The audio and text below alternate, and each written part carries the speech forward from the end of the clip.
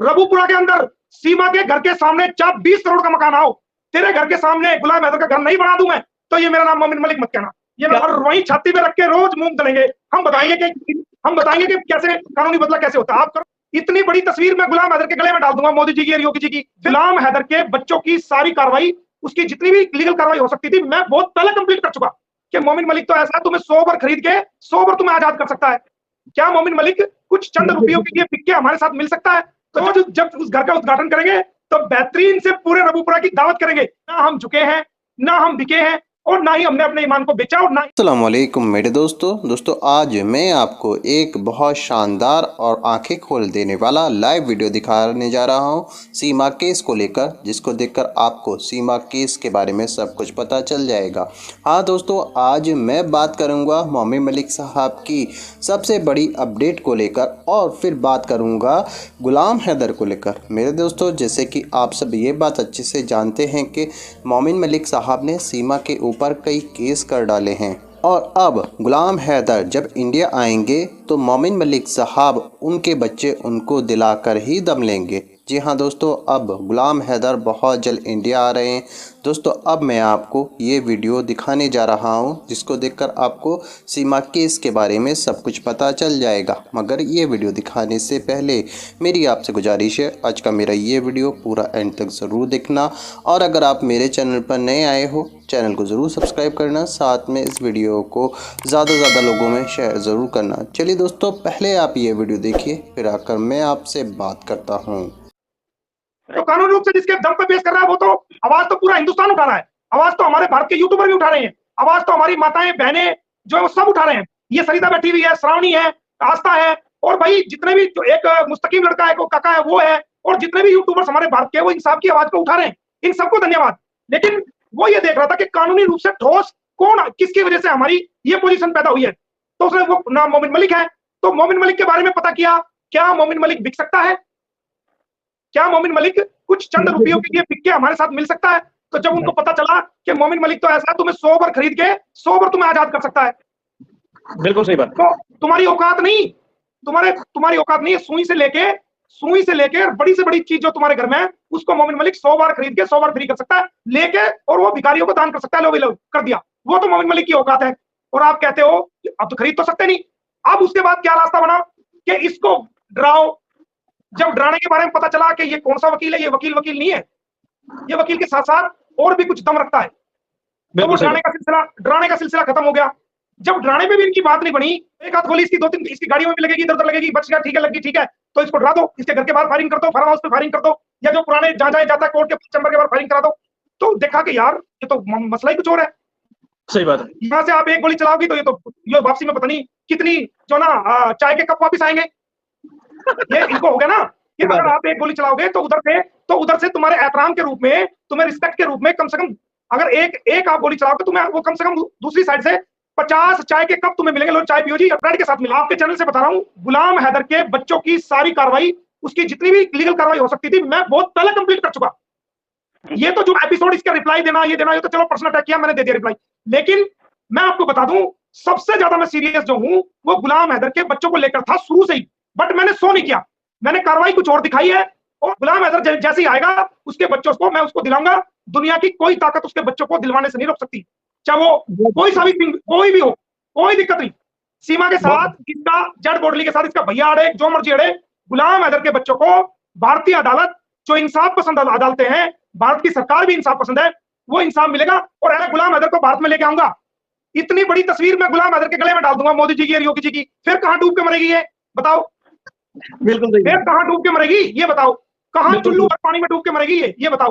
और ये कह रहे हैं ना कि हम पकड़वा देंगे। अरे तुम गुलाम हैदर को पकड़वा के तो दिखाओ। रबूपुरा के अंदर सीमा के घर के सामने 20 करोड़ का मकान आओ। अगर मैंने वही मकान लेके ना दिया, नीचे नई गाड़ी लेके दूंगा गुलाम हैदर को, और मंजिल मकान बना के दूंगा। तेरे घर के सामने गुलाम हैदर का घर नहीं बना दूं मैं, तो ये मेरा नाम मोमिन मलिक मत कहना। ये मैं बताऊंगा। गाना चलाएंगे, तुझ बेवफा के सामने, तेरे बेवफा के घर के सामने अपना घर बनाएंगे, और नई गाड़ी खड़ी करके रखेंगे। ठीक है? और रोज क्या काम करेंगे? रोज जब उस घर का उद्घाटन करेंगे तो बेहतरीन से पूरे रबूपुरा की दावत करेंगे। और रबूपुरा की दावत मुसलमानों की अलग, जो चिकन खाना चाहेंगे उनकी चिकन की अलग होगी, नॉन वेज की अलग होगी और वेज खाने वालों की अलग होगी। जो जैसा खाना चाहता है वो खाए, कोई चिकन खाता है चिकन का खाए, कोई शाकाहारी है तो शाकाहारी खाए, और रोज दावत करेंगे और वही छाती पे रख के रोज मूंग तलेंगे। हम बताएंगे कि कैसे कानूनी बदला कैसे होता है। आप करो ना, बेवफा हो तो पूरी दुनिया के सामने दिखा देंगे। अरे जेल करा देगी तो जेल से जमानत भी तो करवाऊंगा। अगर गुलाम हैदर को वो जेल करा देगी तो जेल से हाँ जेल करा के मैं भी जमानत कराना जानता हूँ, जमानत करा के वहीं रखूंगा। और बता, और रोज बच्चे और रोज गुलाम हैदर की लाइफ तो वैसे भी इसने खराब कर दी। गुलाम हैदर के पास तो कुछ बचा नहीं, ठीक है, आज वो पूरी दुनिया के सामने जलील हो रहा है, उसके पास क्या बचा? कुछ नहीं बचा। तो वो वहां रहेगा, रोज बच्चे आएंगे अपने बाप के पास, रोज मिलेंगे, वही रहेंगे, कोर्ट की परमिशन कराऊंगा, बच्चे भी इसके पास रहेंगे। फिर दुनिया देखना कि दुनिया ताली बजाएगी कि हाँ वाकई कोई काम, कोई बैठा वकील, आ ना तू हमारा मुकाबला कर, तू कीचड़ उछाल हम पे। घर के सामने मैंने पहले ही सरकार को इस बारे में आगाह कर दिया है और लिख दिया है कि ये इसको कहीं भी मरवा सकता है और उसका इल्जाम गुलाम हैदर पर और हम लोगों पर डाल सकता है। तो लिहाजा इसके फोन की, एपी सिंह के फोन की बराबर टैपिंग की जाए, इसके व्हाट्सएप की फोन की टैपिंग की जाए, ताकि इसका पता चलता रहे कि ये ट्रायल चल रहा है और उस पर सफाई का शक हो रहा है। आर्मी के कैंप में जाती थी, तो जब इसकी क्लीन चिट नहीं मिली है, इसका अभी इन्वेस्टिगेशन हो रही है, तो एपी सिंह का क्या रोल है, इसकी सारी चीज को टैपिंग किया जाए। तो वो हमने सारी चीजों को सरकार को लिखा है। कल को कोई बात होती है तो हम वो कागज दिखाएंगे कि हमने आपको पहले ही आगाह किया था। आपने क्यों टैपिंग नहीं की इसके फोन की? क्यों आपने इसके व्हाट्सएप कॉल को नहीं खंगाला, इसके मैसेंजर को नहीं खंगाला? आप इसके सारे रिकॉर्ड रखिए, पल पल के जितने भी इसके टेलीफोन नंबर है, हमने सरकार को पहले ही लिख दिया। इसमें सबसे बड़ी बात क्या है, मैं आपको बता दूं कि अब टाइम जैसे जैसे नजदीक आ रहा है, अब आज तारीख हो गई है 18, 19 जो भी, तो बिल्कुल टाइम नजदीक है 27 तारीख। अब ये लोग ये कोशिश कर रहे हैं कि हम किसी तरीके से कोर्ट में ना जा पाए, और गुलाम हैदर को जो वीजा मिलेगा वो ज्यादा से ज्यादा 10 दिन का मिल जाएगा, महीने का मिल जाएगा। ये एक डेट और आगे लेना चाह रहे हैं, क्योंकि अब जो है अगले महीने से कोर्ट की 1 महीने की छुट्टियां भी पड़ रही है अगस्त में आ रही है। हाँ, तो अब अगर जो नेक्स्ट डेट लगेगी वो अगस्त में या नवंबर में जाके लगेगी। तो इनके जहन में ये है कि जितना हम नोटिस ना लें और ज्यादा से ज्यादा टाइम जो है निकालें, उतना ज्यादा से ज्यादा सीमा जो है वो कोर्ट में रहेगी। तो कोई बात नहीं, हम उसके लिए तैयार हैं, हम उसके लिए भी तैयार हैं। हमने भी पूरी प्लानिंग की हुई है, हमने कैसे गुलाम हैदर को लाना है, कैसे गुलाम हैदर आएगा, कहां पे वो रहेगा, क्या उसकी सेफ्टी का इंतजाम होगा, क्या उसके खाने पीने का इंतजाम होगा, कौन कौन से केसेस में उसकी एविडेंस होगी, कौन कौन से केसेस हमने क्या करना है, वो हमने पूरी प्लानिंग करके रखी हुई है। और हमने उसके दूसरे पहलू पर भी नजर डाली है कि अगर ये ऐसा करेंगे तो हम ऐसा करेंगे, अगर ये ऐसा करेंगे तो ऐसा करेंगे। और हमने वक्ती तौर पर भी अगर अपने प्लानिंग को चेंज करना पड़ा तो हमने उस नेक्स्ट प्लानिंग को भी रखा हुआ है। लेकिन हमारा कोई भी कदम गैर कानूनी नहीं होगा, हमारा कोई भी कदम ऐसा नहीं होगा जो भारत सरकार की किसी टर्म्स एंड कंडीशन को वायलेट करता हो। हम कानून के मुताबिक भारत सरकार की टर्म्स एंड कंडीशन को मानते हुए, उनकी गाइडलाइन को मानते हुए, जो भारत का कानून है, भारत का संविधान है, उसको मानते हुए, उसी के according as per law, as per due course of law हम अपनी बात को हर जगह पर, हर प्लेटफॉर्म पर रखेंगे। चाहे वो ऑनरेबल कोर्ट हो, या किसी सरकारी डिपार्टमेंट हो, या सरकार का कोई अधिकारी हो, या हमारी भारत सरकार के कोई पॉलिटिशियन लोग हों, या किसी भी प्लेटफॉर्म पे हमने अपने ग्रीवेंस को रखना है तो हमने उसकी पूरी तैयारी करके रखी हुई है, किसी भी रूप से नहीं। आज गुलाम हैदर की जो फाइल है, कम से कम वो 2500 पन्नों की फाइल बन चुकी है, अलग अलग केसेस का, और 2500 पन्ने वो मैंने अपने दिमाग से लिखे हैं। जो जो मुझे बताया उसको कानूनी रूप मैंने दिया है। आप देखेंगे 2500 पन्नों का केस टोटल मिला करके आज के टाइम में गुलाम हैदर का स्ट्रॉन्ग हर लेवल पे हो चुका है। तो आप देखेंगे कि हमने किस जोरों शोरों से अपनी लीगल तैयारी को रखा है, और हम इसको, इंसानियत की लड़ाई है, हमें मेरे पे कोई कीचड़ उछाले, कुछ मर्जी करे, जैसे मर्जी करे, ना हम झुके हैं, ना हम बिके हैं, और ना ही हमने अपने ईमान को बेचा, और ना ही हम डरे हैं। अब किसी को हमें ये प्रूव करने की जरूरत नहीं कि जनाब गुलाम हैदर ये है, या सीमा, या जट बोडली है। नहीं, दुनिया के कमेंट्स जो करती है दुनिया, हमारे भारत के लोग, दुनिया के लोग, उनसे आप अंदाजा लगा सकते हो कि इनकी क्या वैल्यू है। तो अब ये लाइव में आए, वीडियो बनाए, ब्लेम लगाएं ना लगाएं, हम पे कोई फर्क नहीं पड़ता, और हमारा स्टेटस भी नहीं है कि अब इनको हम जवाब दें, क्योंकि इनका लेवल जो है वो काफी गिर चुका है, और दुनिया ही इनको जवाब देगी, देश के लोग ही हमारे जवाब देंगे।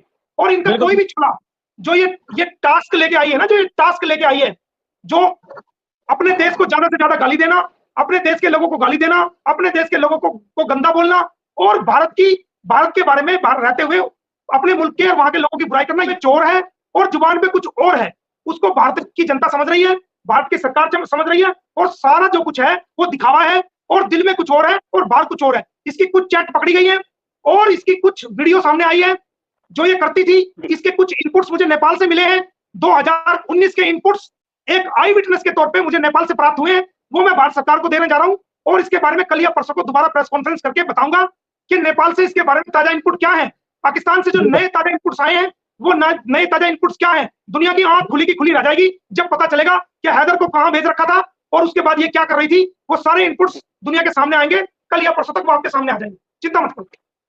27 को नहीं आते हैं तो अगली डेट हम लेंगे। अगर वो नोटिस को इन्होंने इंकार किया हुआ है या नोटिस लिया हुआ है तो वो हम रिपोर्ट देखेंगे, रिपोर्ट क्या आई है, क्योंकि जो डिलीवरी रिपोर्ट होती है वो इंटरनेट पे चेक हो जाती है। तो अगर ले ली होगी तो ये आएंगे, और नहीं आते तो एक्स पार्टी एक तरफा जो है कार्रवाई होगी। और अगर ये आते हैं तो फिर ये कोर्ट के सामने गिड़गिड़ाएंगे, कहेंगे जनाब ये तो चलेगा नहीं, जनाब ये सेक्शन, जनाब वो एक नहीं चलने वाली इनकी, इनको कोर्ट में जवाब देना पड़ेगा, जवाब दाखिल करना पड़ेगा। और जब गुलाम हैदर आ जाएगा तो हम उसकी गवाही कराएंगे। जो वो तमाम सबूत लेके आएगा उन तमाम सबूत को हम ऑनरेबल कोर्ट के सामने रखेंगे और इसका बहुत जल्दी जैसे गुलाम हैदर आ जाता है तो हम इसकी कम से कम भी एक हफ्ते की तारीख लेंगे, 2 दिन की, 3 दिन की तारीख लेंगे और जल्द से जल्द इस केस का फैसला कराएंगे। इनकी जैसी इनकी चाल, जैसे इनके घुंघरू बोलेंगे, जैसे उनकी आवाज आएगी, उसी हिसाब से हम जो ना इनको डोज उसी हिसाब से देंगे कानूनी रूप से। चिंता मत करो, देखते रहो। अभी इनको पता नहीं था ना कि कौन सामने वाला कौन है। इसके दिमाग में गलतफहमी थी, इसके मुंह बोले भैया के दिमाग में सबसे बड़ी गलतफहमी निर्भया कांड से ये हो गई थी कि तू तो दुनिया का सबसे बड़ा वकील है और तेरे मुकाबले का तो भारत में कोई वकील है ही नहीं। ये गलतफहमी इसके भेजे में बैठ गई थी। लेकिन मैं ये कहता हूं, मोमिन मलिक को तो छोड़, जो नया बच्चा वकालत करके भी आया है ना भारत में, वो नया बच्चा भी तेरे फराटे उड़ा देगा कोर्ट में। जो नया बच्चा बिल्कुल जो वकालत का कोर्स पास करके आया है, इसको गलतफहमी है कि तेरे जैसा कोई वकील है ही नहीं। ये बहुत बड़ी गलतफहमी का शिकार है। दोस्तों देखा आपने ये वीडियो, मुझको पूरी उम्मीद है ये वीडियो आपको बेहद पसंद आया होगा। और दोस्तों आपको ये वीडियो देखकर पता चल चुका होगा सीमा केस के बारे में। जी हाँ दोस्तों, ये सीमा अब जाने वाली है जेल के अंदर। दोस्तों आपकी क्या राय है इस वीडियो के बारे में, मुझको कमेंट बॉक्स में आकर कमेंट कर ज़रूर बताना। दोस्तों आज के वीडियो में बस इतना ही, मैं फिर मिलूँगा ऐसी ही दूसरी वीडियो के साथ। तब तक के लिए खुदा हाफिज़।